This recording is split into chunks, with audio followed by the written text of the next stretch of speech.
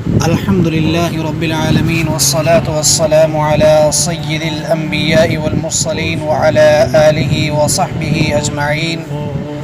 أما بعد فأعوذ بالله من الشيطان الرجيم. بسم الله الرحمن الرحيم.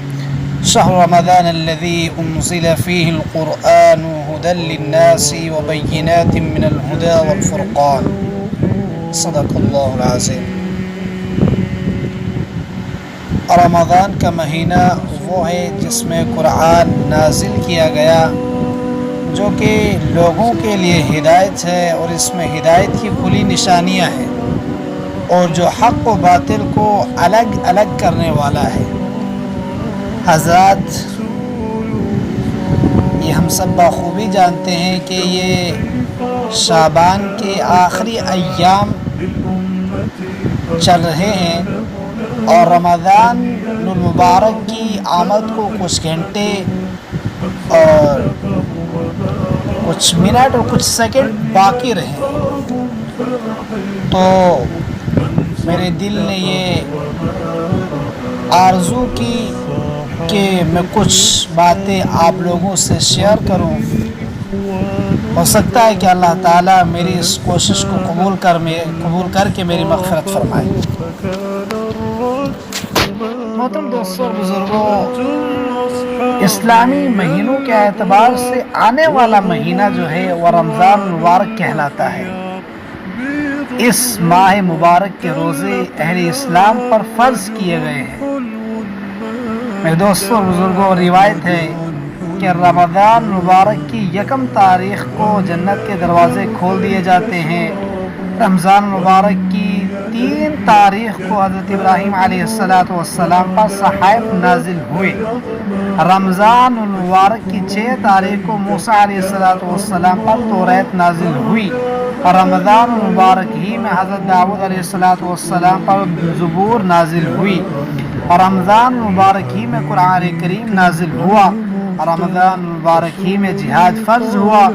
رمضان المبارک ہی میں ام المؤمنین حضرت عائشہ صدیقہ رضی اللہ تعالی عنہ کا انتقال ہوا. اور رمضان المبارک ہی میں مکہ فتح ہوا، جس کے نتیجے میں عظمت اسلام کے پرچم لہرائے گئے. میرے دوستوں اور بزرگوں، غور کیجیے گا کہ رمضان مبارک کا مہینہ کتنی اہمیت کا حامل ہے. یہ مہینہ نیکیوں، رحمتوں، برکتوں، انعامات، اعزازات اور بخششوں کا موسم بہار جلد ہی ہم پر سایہ فگن ہونے والا ہے. لیکن یہ ایسے وقت میں ہم پر جلوہ افروز ہو رہا ہے کہ پوری دنیا سخت مصائب اور آزمائشوں سے گزر رہی ہے، اور کرونا وائرس وبا کی چپیٹ میں ہے، اور اجتماعات اور عبادت گاہوں میں اکٹھے ہونے پر پابندی عائد کر دی گئی ہے. ان حالات میں ہم انتہائی مجبور ہیں، لیکن ان دشوار گزار حالات سے ہمیں مایوس نہیں ہونا چاہیے، بلکہ اپنے گھروں کو مسجدوں میں تبدیل کر دینا چاہیے، اور وہی ذوق و شوق، رغبت و چاہت، رجا و خوشی، جذبہ و مستی، کشش و کھچاوٹ اور خمار و سرشاری کی کیفیت یہاں بھی پیدا کرنی چاہیے جو مسجدوں میں ہوتی ہے. تو آئیے عہد کریں کہ ہم اپنے لمحے لمحے کو رمضان مبارک کے مطابق گزاریں گے. میرے دوستوں اور بزرگوں، سب سے پہلی بات جو ہے، رمضان المبارک کا سب سے زیادہ اہم اور ضروری کام روزہ ہے. اس کی عظمت کا اندازہ اس سے لگایا جا سکتا ہے کہ رسول کریم صلی اللہ علیہ وسلم نے ارشاد فرمایا، اور یہ حدیث قدسی ہے. اللہ تعالیٰ فرماتا ہے، الصوم لی وانا اجزی بہ. حضرت ابو ہریرہ رضی اللہ تعالیٰ عنہ سے مروی ہے، وہ فرماتے ہیں کہ اللہ تعالیٰ کا فرمان ہے وہ فرماتے ہیں کہ اللہ کے نبی علیہ السلام نے فرمایا کہ اللہ تعالیٰ کا فرمان ہے کہ آدمی کا ہر عمل اس کے لیے ہے، یعنی ہر نیکی پر اسے 10 گنا سے 700 گنا تک اجر و ثواب ملے گا، سوائے روزے کے کہ وہ میرے لیے ہے اور میں ہی اس کا بدلہ دوں گا۔ تو پھر اللہ تعالیٰ اپنی شان کے مطابق کس قدر نوازے گا اس کا اندازہ لگایا نہیں جا سکتا ہے۔ ایک دوسری حدیث میں ہے کہ سرکار دو عالم صلی اللہ علیہ وآلہ وسلم نے ارشاد فرمایا، جو رمضان کا روزہ ایمان کے ساتھ اور ثواب کی امید میں رکھے گا اس کے پچھلے گناہ بخش دیے جائیں گے۔ صحیح بخاری حدیث نمبر 38، صحیح مسلم حدیث نمبر 760۔ اور یہ بالکل بدیہی حقیقت ہے کہ یہ ثواب عظیم اسی وقت حاصل ہوگا اور روزہ دار بخشش کا مستحق اسی وقت ہوگا جب کہ وہ روزے کی اسپرٹ و روح سے آراستہ ہوگا، جیسا کہ نبی کریم صلی اللہ علیہ وسلم نے ارشاد فرمایا، جو جھوٹی بات اور اس پر عمل پیرا ہونے سے باز نہ آئے، اللہ تعالیٰ کو اس کی کوئی ضرورت نہیں ہے کہ وہ اپنے کھانے پینے کو چھوڑ دے۔ اسی طریقے سے صحیح بخاری حدیث نمبر 1903 اور صحیح ابن حبان حدیث نمبر 3480 میں حضرت ابو ہریرہ رضی اللہ تعالی عنہ سے مروی ہے۔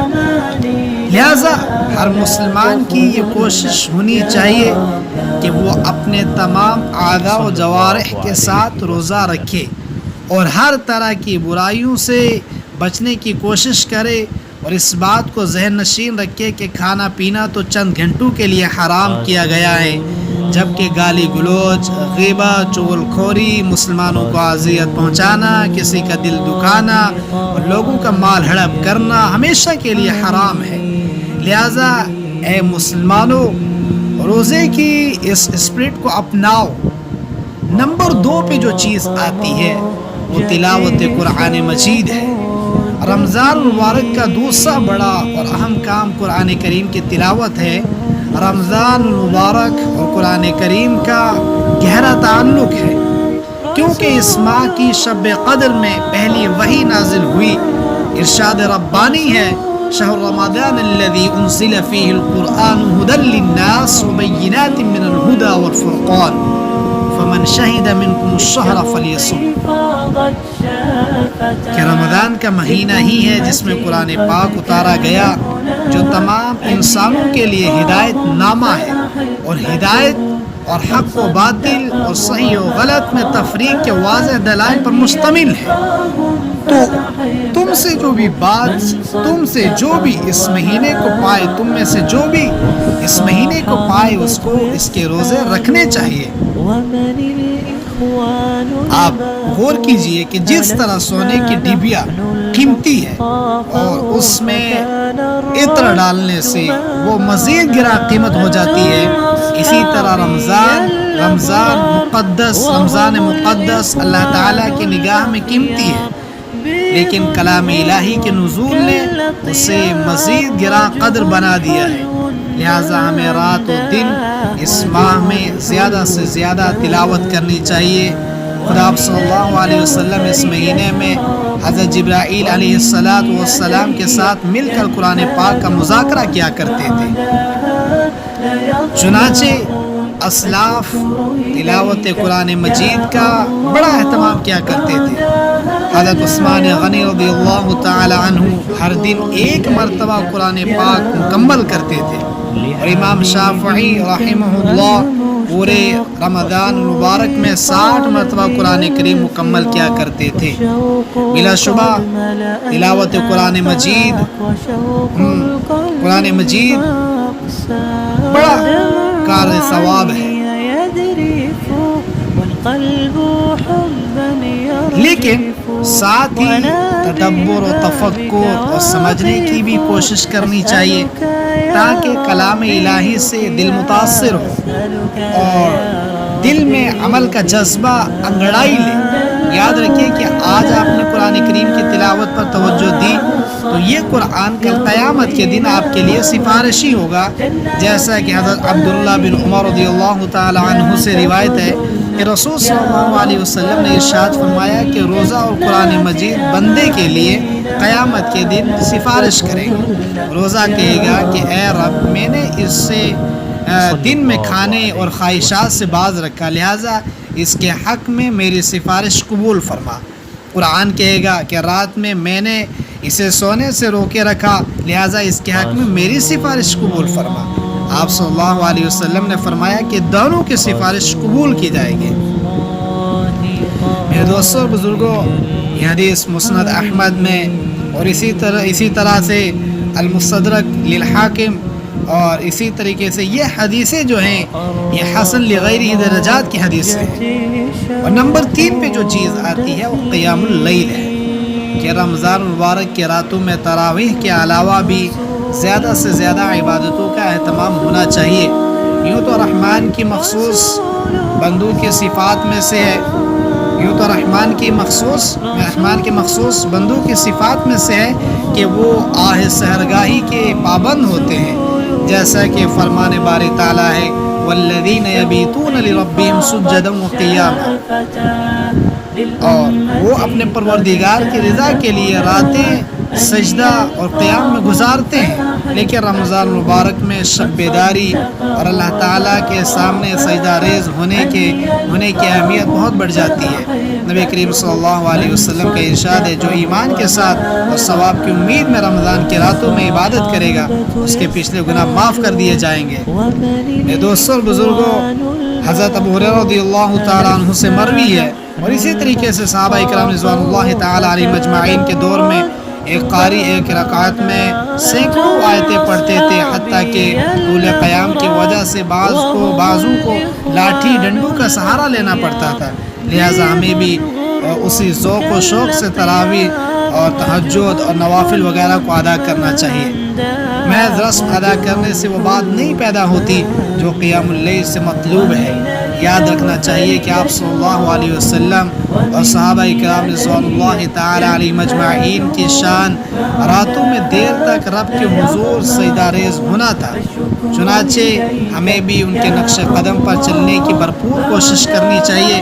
میری آپ تمام حضرات سے گزارش ہے کہ آپ لوگ جو ہے گھروں میں جو ہے ایک کمرہ جو ہے ایک روم جو ہے اس کو بالکل پاک صاف کر کے اس میں جو ہے عبادت کا اہتمام کریں اور زیادہ سے زیادہ عبادت کریں اور اللہ سے اپنا تعلق قائم کریں۔ انشاءاللہ اللہ رب العزت ہمیں دنیا میں بھی کامیاب کرے گا اور آخرت میں بھی کامیاب کرے گا۔ وآخر دعوانا الحمدللہ رب العالمین۔